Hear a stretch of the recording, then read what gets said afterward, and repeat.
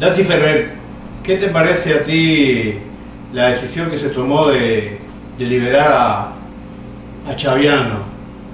¿Será verdaderamente un logro de la oposición o una maniobra del gobierno? Mira, si uno se pone a buscar un poco más atrás, son muchos los logros que ha obtenido no solo la oposición, incluso el pueblo, que le ha hecho morder la derrota al régimen, aunque ellos después siempre tratan de disfrazar su historia. Digamos, la lucha pacífica de la oposición tiene un antes y un después, y eso se llama el martirologio de Orlando Zapata Tamayo. Su muerte o su asesinato generó una campaña internacional que trajo un enorme costo para el régimen, costo que se unió después a la prolongada huelga de hambre que protagonizó Guillermo Fariña durante 4 meses. Esto, unido también a las acciones valientes y dignas de las damas de blanco, llevó al régimen a buscar una salida desesperada, que fue escarcelar a los 75 de la Primavera Negra de Cuba. Si no hubiese sido por estas cosas, todavía estos hombres valientes estuvieran detrás de las rejas y de los muros.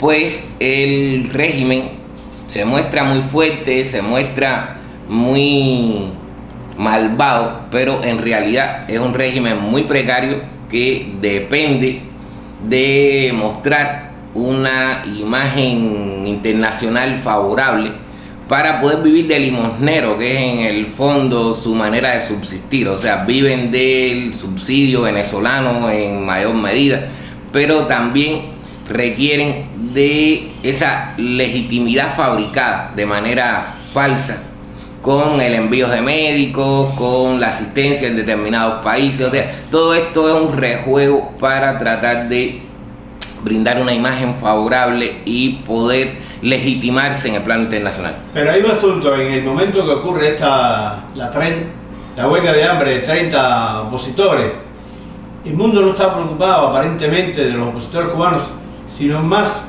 de la situación que hay con los países árabes y toda la revuelta que hay con el tema del video que molesta a los árabes por la profanación de Mahoma. Y pienso que la gente no, o sea, Estados Unidos y las potencias occidentales no miraban a Cuba, sin embargo, el gobierno le da marcha atrás.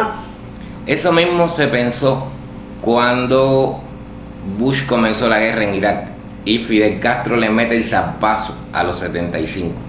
O sea, creyeron que el mundo iba a estar concentrado en el Medio Oriente, o sea, en la guerra de Irak, y que no se iban a fijar en lo que estaba pasando en Cuba. Y fue completamente distinto. La guerra acabó muy rápido, en cuestión de par de semanas, y el mundo entero se enfocó en la situación interna de Cuba. Pero hay que tomar en cuenta también algo fundamental. Como dije anteriormente, el régimen está en un franco proceso de descomposición. Está generando un comportamiento caótico, o sea, está en una fase de debilidad, y le temen mucho a cualquier reacción masiva. Digamos, eran 30 huelguistas.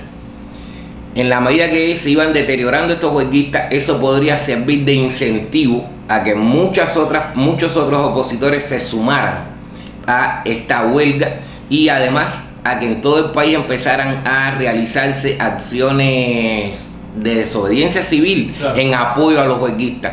Y de ahí a un efecto Libia, un efecto Egipto, un efecto Túnez, queda muy poco espacio, y es el riesgo que el régimen no está en condiciones ni desea tener que lidiar con él, porque le tiene mucho temor. O sea, teme muchísimo. En Cuba hay un rechazo al régimen que es prácticamente total, y esto hace que el régimen le teme al pueblo y principalmente a la oposición, que está liderando este rechazo generalizado al castrismo. Ok, entonces vamos a tomar en cuenta que ya entonces los opositores han encontrado algo para poder, no sé, hacer que el gobierno de Castro ceda.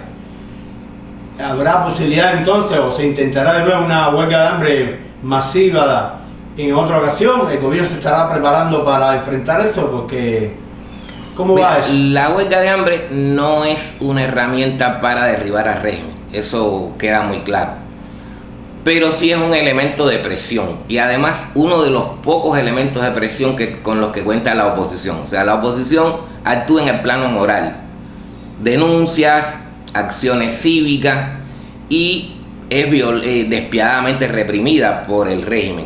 Toda esta ecuación de acciones de la oposición, represión del régimen, juegan en un marco estrecho, porque el día que se involucre la población, hasta ahí llegó el régimen. Y es lo que, con su ejemplo moral, está incentivando constantemente la oposición. Con cada acción de la oposición hay un llamado a la población para protagonizar este rechazo ya de manera abierta contra el régimen. Y el régimen lo sabe, le temen muchísimo. Digamos, la Stasi, cuando se cayó el muro de Berlín, la Stasi no había disminuido en nada su capacidad represiva. Seguía con todos sus elementos. ¿Qué fue lo que le falló?